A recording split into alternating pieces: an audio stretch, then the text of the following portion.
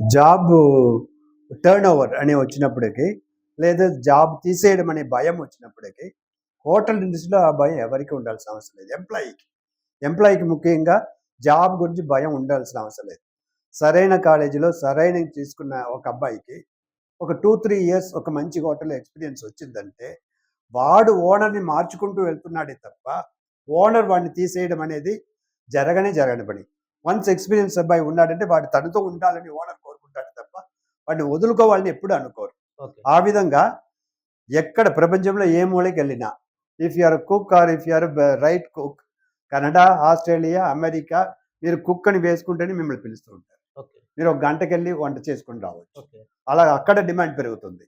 ఒక executive chef ఒక hotel ఉన్న దానికైనా బయట ఉండి ఇలాగా టైమ్లీ బేసిస్ వెళ్ళి వచ్చిన వాళ్ళకి ఇంకా జీతం ఎక్కువ వస్తుంది. అలా కూడా ఉంది.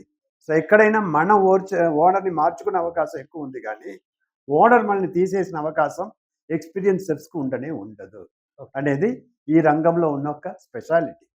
సో అది ఎప్పుడు జాబ్ లేదు అనే భయం ఒకటి లేదు, ఇంకొకటి ఓనర్ తీసేస్తారో ఏమో అనే భయం అంతకన్నా లేదు. ఇప్పుడు మన లోకల్లో వచ్చే అబ్బాయి వెంటనే వాడు ఏం చేస్తాడు, ఆ హోటల్కి వెళ్తాడు, ఈ హోటల్కి వెళ్తాడు. ఎక్స్పీరియన్స్ సూప్ షెఫ్ లెవెల్కి వచ్చాడంటే 4 హోటల్ వాటికి పోటీ పడుతుంది. సో ఒక షెఫ్ పెద్ద హోటల్కి మారిపోయాడంటే ఈ హోటల్ షెఫ్ అంతా కాల్ చేసి అక్కడికి వెళ్ళిపోతుంటాడు. ఈ హోటల్ డిమాండ్ పెరిగిపోతుంది. సో ఇలాగా ఓనర్ గురించి మనకు భయం లేదు, ఓనర్కే మన గురించి భయం ఉంటుంది. ఎందుకంటే మనవాడు వెళ్ళిపోతాడో ఏమో అనే భయం. చీనాకి ఎందుకు ఎక్కువ వెళ్తున్నారు కుక్కి? దానికే. మన దేశం నుంచి ఈ రెస్టారెంట్ రంగంలో, హోటల్ రంగంలో చీనాకి ఎక్కువ వెళ్తున్నారు.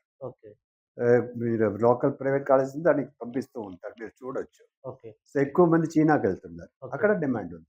ఎక్కడైనా సరే స్కిల్డ్ జాబ్, ఎస్పెషల్లీ భోజన రంగం, హోటల్ రంగం, ఎటువంటి వాటిలో మనం స్కిల్ డెవలప్ చేసుకుంటే మనం జాబ్ గురించి భయపడవలసిన అవసరం లేదు. మనల్ని ఎవరు ఎత్తేయరు, మన డిమాండ్ పెరుగుతూనే ఉంటాం.